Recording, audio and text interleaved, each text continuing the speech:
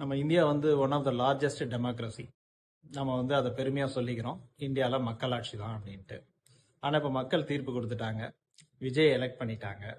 But இருந்தாலும் அவர் ஆட்சி அமைக்கிறதுல நிறைய சிக்கல்கள் இருக்கு. இப்போ இதுக்கான சொல்யூஷன் என்ன?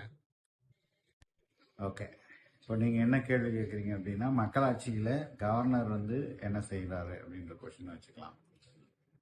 நம்ம ரொம்ப ப்ராக்டிக்கலாக பேசணும்னா, தத்துவங்களுக்கு உள்ளே போய் கான்ஸ்டியூஷனில் என்ன சொல்லியிருக்கு அதெல்லாம் பேசிட்டு 10வது பக்கத்தில் 4வது வரியில் இது சொல்லியிருக்கு அப்படின்னு மனப்பாடம் பண்ணி திரும்பி திரும்பி ஒப்பிக்கிறத விட, சில விஷயங்கள்லாம் ஏன் கான்ஸ்டியூஷனில் கொடுக்குறோன்னு நம்ம சிந்திச்சு பார்த்தோம்னா, கவர்னர்ன்ற பதவி எதுக்காக இருக்குது அப்படின்றத முதல்ல நம்ம ஆராய்ஞ்சு பார்க்கலாம்.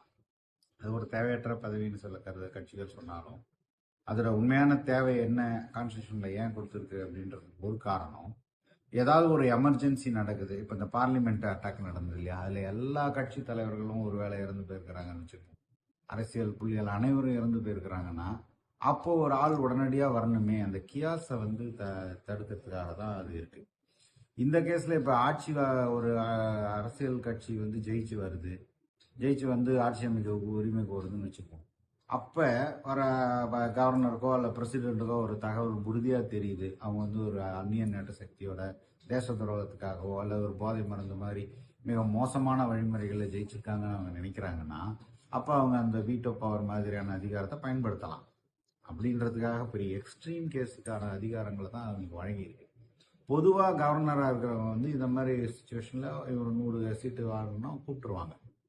ஆனால் இப்போ நடக்கிறது என்ன அப்படின்னா, முழுக்க முழுக்க பாரதிய ஜனதாவுடைய வேலை தான். அவங்க ஏதோ எங்கேயோ ஏதாவது பேசி யாரையாவது சரி பண்ணி ஒரு அங்கே அந்த கட்சி இந்த கட்சியை உடச்சி பண்ணலாம் அப்படின்னு காத்திருக்கிறாங்கன்றது உள்ளங்கை நெல்லிக்கனி. இது வந்து பாரதிய ஜனதா வந்து மறுக்கும், அதோடைய அனுமதி இல்லைன்னு சொல்லுவாங்க. எல்லாம் சரி, நான் அங்கேயே போகல.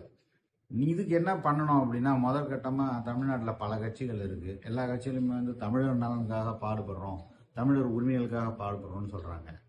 இப்போ தமிழர் உரிமைகளுக்காக பாட வேண்டிய சூழ்நிலை தான் இப்போ நிலவுது. உதாரணம் இது எப்படி பார்க்கணும் அப்படின்னா, ஒரு 10 வியாபாரிகள் சேர்ந்து ஒரு 10 கடை போட்டிருக்காங்கன்னு வச்சுக்கோங்க, பூக்கடைகள். இவங்களுக்குள்ள ஒரு வேறுபாடு இருக்கலாம், போட்டி நிலவலாம். ஆனால் அந்த 10 கடையும் காலி பண்ணுன்னு ஒரு அரசாங்க உத்தரவு இருந்ததுன்னா, இந்த 10 பேரும் சேர்ந்து ஒரு போராட்டம் பண்ணி அதை செய்யணும். இது ஒரு தடவை ஒருத்தர் விளக்கம் சொன்னார், உரிமைக்கு குரல் கொடுப்போம், உறவுக்கு கை கொடுப்போம்னு ஏதோ ஒன்று விளக்கம் சொன்னார். அதே போல் இப்போ கட்சிகள் செயல்பட வேண்டிய நேரம். அதாவது எப்படி சொல்ல வரேன்னா, இப்போ நாம் தமிழர் கட்சியினுடைய சீமான் இருக்கிறார். அவர் என்ன சொல்கிறாரு, என்னுடைய தம்பிகள் அண்ணன்கள், என்னுடைய பிரபாகரனுடைய தம்பி, நான் எங்கு தமிழன் தாக்கப்பட்டாலும் வீறு கொண்டு எழுவேன்னு சொல்கிறாரு.